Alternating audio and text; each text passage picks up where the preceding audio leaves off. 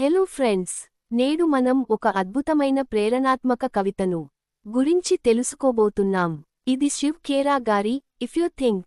ఇందులో ఆలోచనలు ఎలా మన జీవితాన్ని ప్రభావితం చేస్తాయో, మనసు ఎలా విజయానికి దారి చూపుతుందో మనం తెలుసుకుంటాం. If you think you are beaten, you are. అంటే మీరు ఓడిపోయామని అనుకుంటే మీరు నిజంగా ఓడిపోయినట్లే అవుతారు. If you think you dare not, you don't. మీరు ధైర్యం చేయలేమని అనుకుంటే మీరు చేయరు. If you like to win but think you can't, it's almost a cinch you won't. గెలవాలని ఉన్నా మీరు గెలవలేరని అనుకుంటే మీరు గెలవకపోవడం ఖచ్చితంగా జరుగుతుంది. ఇక్కడ మనకు ముఖ్యమైన విషయానికి ఏమిటంటే, మన ఆలోచనలు మన వాస్తవ జీవితాన్ని ప్రభావితం చేస్తాయి. విజయానికి మొదటి అడుగు మనసులోని ధైర్యం. If you think you lose, you're lost. For out in the world we find, success begins with a fellow's will.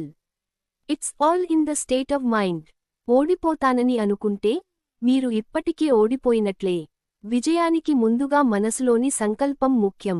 మనసులోని ఆలోచనలే ఫలితాన్ని నిర్ణయిస్తాయి. If you think you are outclassed, you are. You've got to think high to rise. You've got to be sure of yourself before you can ever win a prize. మీరు తక్కువగా ఉన్నామని అనుకుంటే మీరు అలాగే ఉంటారు. ఎదగాలంటే గొప్పగా ఆలోచించాలి. గెలవాలంటే ముందుగా మీపై నమ్మకం ఉండాలి. Life's battles don't always go to the stronger and faster man.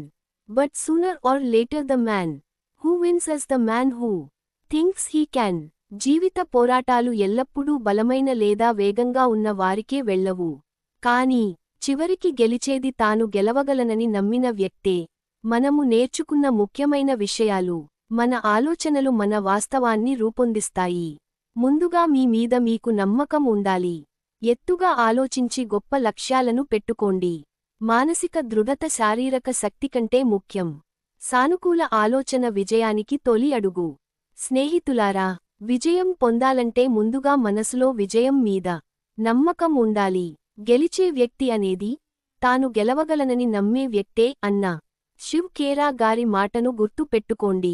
ఆలోచించండి, నమ్మండి, ముందడుగు వేయండి, విజయాన్ని సొంతం చేసుకోండి.